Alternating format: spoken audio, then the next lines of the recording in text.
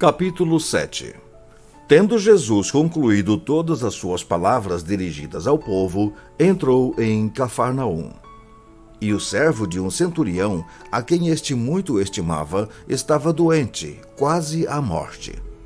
Tendo ouvido falar a respeito de Jesus, enviou-lhe alguns anciãos dos judeus, pedindo-lhe que viesse curar o seu servo. Estes, chegando-se a Jesus, com instância, lhe suplicaram, dizendo: Ele é digno de que lhe faças isto, porque é amigo do nosso povo e ele mesmo nos edificou a sinagoga. Então Jesus foi com eles. E, já perto da casa, o centurião enviou-lhe amigos para lhe dizer: Senhor, não te incomodes, porque não sou digno de que entres em minha casa. Por isso, eu mesmo não me julguei digno de ir ter contigo.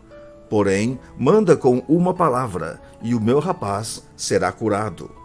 Porque também eu sou homem sujeito à autoridade, e tenho soldados às minhas ordens. E digo a este, vai, e ele vai, e a outro, vem, e ele vem. E a meu servo, faze isto, e ele o faz. Ouvindo estas palavras, admirou-se Jesus dele, e, voltando-se para o povo que o acompanhava, disse: Afirmo-vos que nem mesmo em Israel achei fé como esta. E, voltando para casa, os que foram enviados encontraram curado o servo. Em dia subsequente, dirigia-se Jesus a uma cidade chamada Naim, e iam com ele os seus discípulos e numerosa multidão.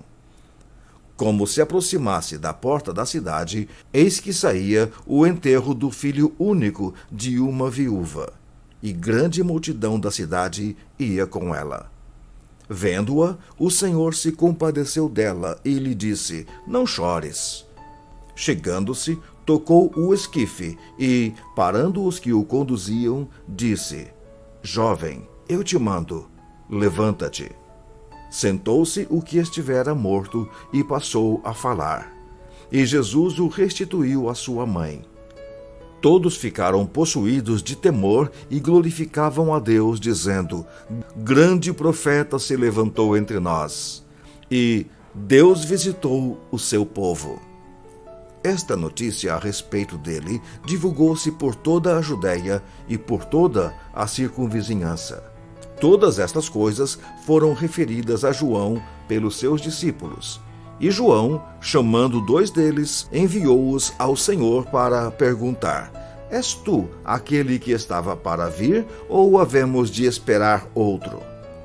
Quando os homens chegaram junto dele, disseram: João Batista enviou-nos para te perguntar: És tu aquele que estava para vir, ou esperaremos outro? Naquela mesma hora, curou Jesus muitos de moléstias, e de flagelos, e de espíritos malignos, e deu vista a muitos cegos. Então Jesus lhes respondeu: Ide e anunciai a João o que vistes e ouvistes. Os cegos veem, os coxos andam, os leprosos são purificados, os surdos ouvem, os mortos são ressuscitados, e aos pobres anuncia-se-lhes o Evangelho. E bem-aventurado é aquele que não achar em mim motivo de tropeço. Tendo-se retirado os mensageiros, passou Jesus a dizer ao povo a respeito de João: Que saístes a ver no deserto? Um caniço agitado pelo vento? Que saístes a ver? Um homem vestido de roupas finas? Os que se vestem bem e vivem no luxo assistem nos palácios dos reis. Sim, que saístes a ver? Um profeta? Sim, eu vos digo, e muito mais que profeta. Este é aquele de quem está escrito: Eis aí envio diante da tua face o meu mensageiro, o qual preparará o teu caminho diante de ti. E eu vos digo que, entre os nascidos de mulher, ninguém é maior do que João, mas o menor no reino de Deus é maior do que ele. Todo o povo que o ouviu, e até os publicanos, reconheceram a justiça de Deus, tendo sido batizados com o batismo de João. Mas os fariseus e os intérpretes da lei rejeitaram, quanto a si mesmos, o desígnio de Deus, não tendo sido batizados por ele. A que, pois, compararei os homens da presente geração, e a que são eles semelhantes? São semelhantes a meninos que, sentados na praça, gritam uns para os outros: Nós vos tocamos flauta e não dançastes. Entoamos lamentações e não chorastes. Pois veio João, não comendo pão nem bebendo vinho, e dizeis: Tem demônio. Veio o Filho do Homem, comendo e bebendo, e dizeis: Eis aí um glutão e bebedor de vinho, amigo de publicanos e pecadores. Mas a sabedoria é justificada por todos os seus filhos. Convidou-o um dos fariseus para que fosse jantar com ele. Jesus, entrando na casa do fariseu, tomou lugar à mesa. E eis que uma mulher da cidade, pecadora, sabendo que ele estava à mesa na casa do fariseu, levou consigo um vaso de alabastro com unguento. E, estando por detrás, aos seus pés, chorando, regava-os com as suas lágrimas e os enxugava com os próprios cabelos. E beijava-lhe os pés e os ungia com unguento. Ao ver isto, o fariseu que o convidara disse consigo mesmo: Se este fora profeta, bem saberia quem e qual é a mulher que lhe tocou, porque é pecadora. Dirigiu-se Jesus ao fariseu e lhe disse: Simão, uma coisa tenho a dizer-te. Ele respondeu: Dize-a, mestre. Certo credor tinha 2 devedores. Um lhe devia 500 denários e o outro 50. Não tendo nenhum dos 2 com o que pagar, perdoou-lhes a ambos. Qual deles, portanto, o amará mais? Respondeu-lhe Simão: Suponho que aquele a quem mais perdoou. Replicou-lhe: Julgaste bem. E, voltando-se para a mulher, disse a Simão: Vês esta mulher? Entrei em tua casa e não me deste água para os pés. Esta, porém, regou os meus pés com lágrimas e o enxugou com os seus cabelos. Não me deste ósculo. Ela, entretanto, desde que entrei, não cessa de me beijar os pés. Não me ungiste a cabeça com óleo, mas esta, com bálsamo, ungiu os meus pés. Por isso te digo, perdoados lhe são os seus muitos pecados, porque ela muito amou. Mas aquele a quem pouco se perdoa, pouco ama. Então disse à mulher: Perdoados são os teus pecados. Os que estavam com ele à mesa começaram a dizer entre si: Quem é este que até perdoa pecados? Mas Jesus disse à mulher: A tua fé te salvou. Vai-te em paz. Capítulo 8. Aconteceu depois disto que andava Jesus de cidade em cidade e de aldeia em aldeia, pregando e anunciando o evangelho do reino de Deus. E os 12 iam com ele, e também algumas mulheres que haviam sido curadas de espíritos malignos e de enfermidades. Maria, chamada Madalena, da qual saíram 7 demônios, e Joana, mulher de Cusa, procurador de Herodes. Susana e muitas outras, as quais lhe prestavam assistência com os seus bens. Afluindo uma grande multidão e vindo ter com ele gente de todas as cidades, disse Jesus por parábola: Eis que o semeador saiu a semear. E ao semear, uma parte caiu à beira do caminho, foi pisada e as aves do céu a comeram. Outra caiu sobre a pedra e, tendo crescido, secou por falta de umidade. Outra caiu no meio dos espinhos, e estes, ao crescerem com ela, a sufocaram.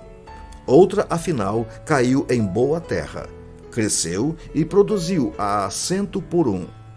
Dizendo isto, clamou: Quem tem ouvidos para ouvir, ouça.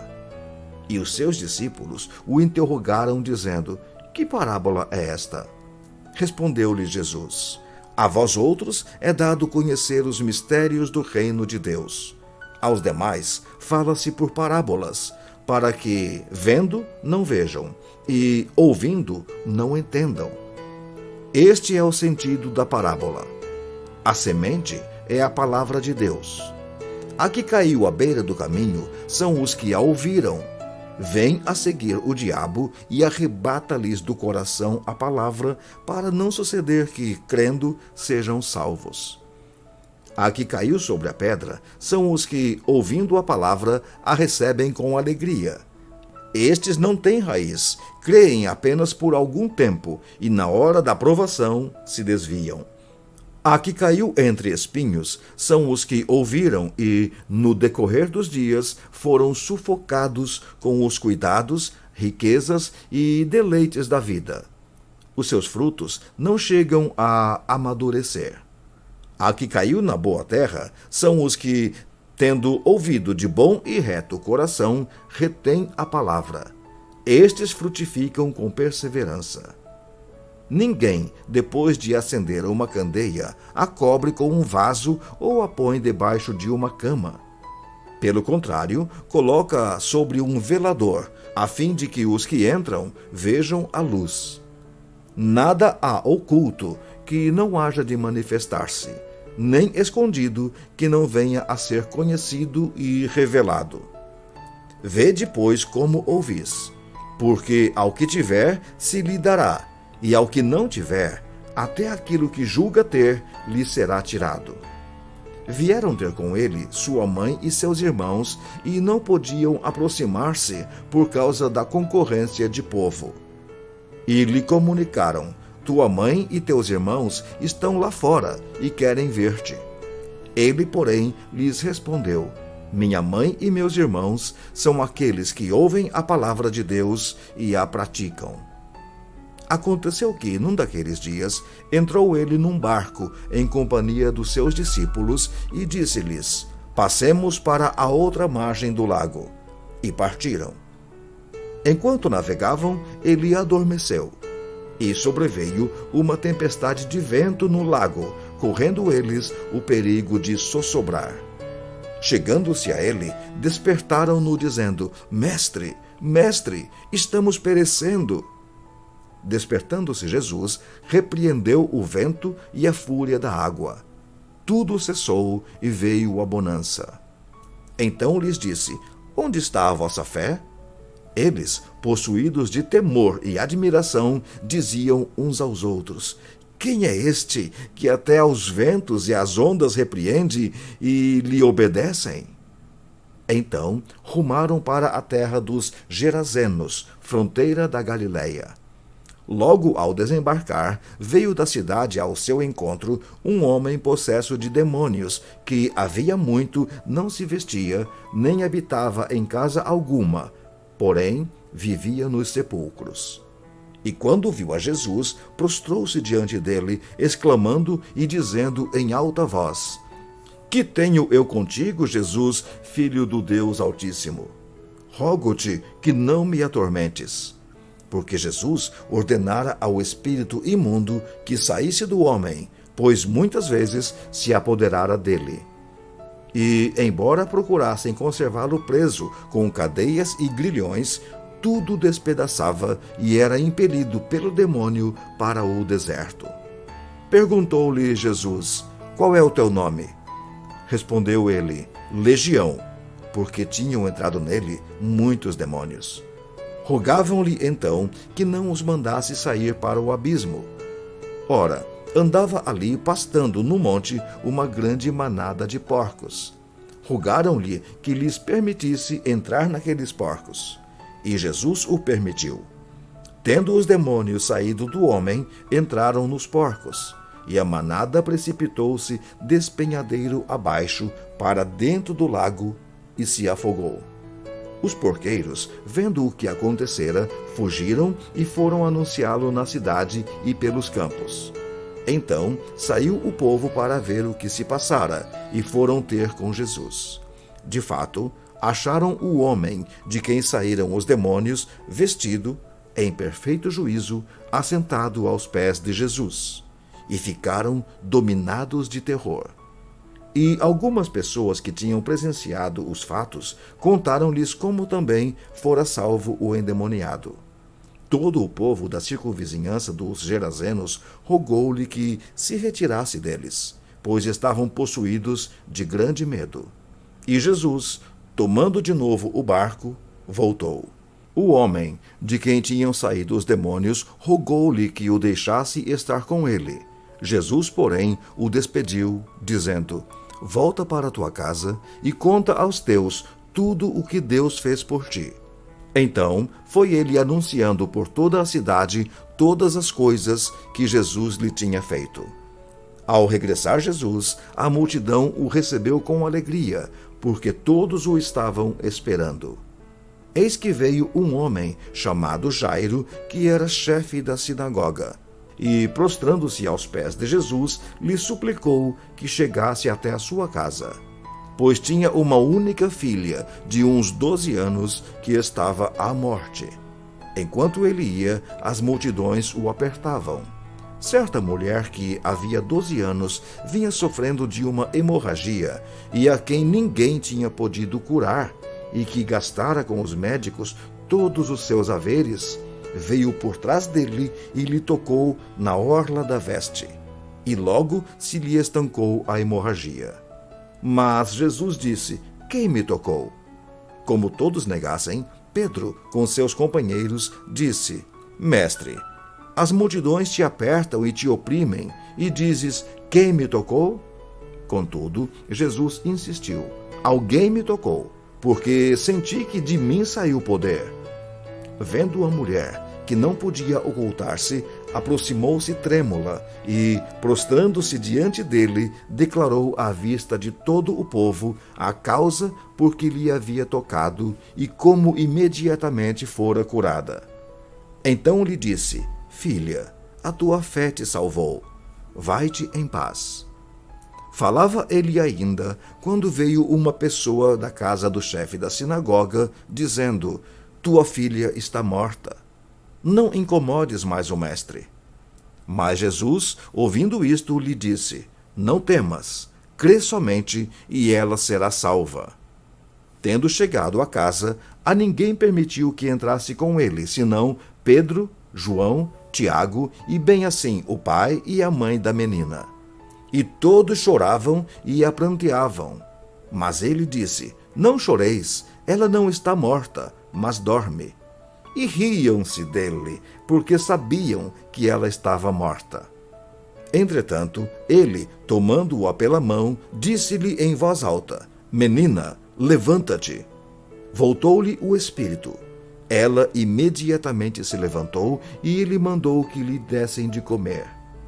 Seus pais ficaram maravilhados, mas ele lhes advertiu que a ninguém contassem o que havia acontecido.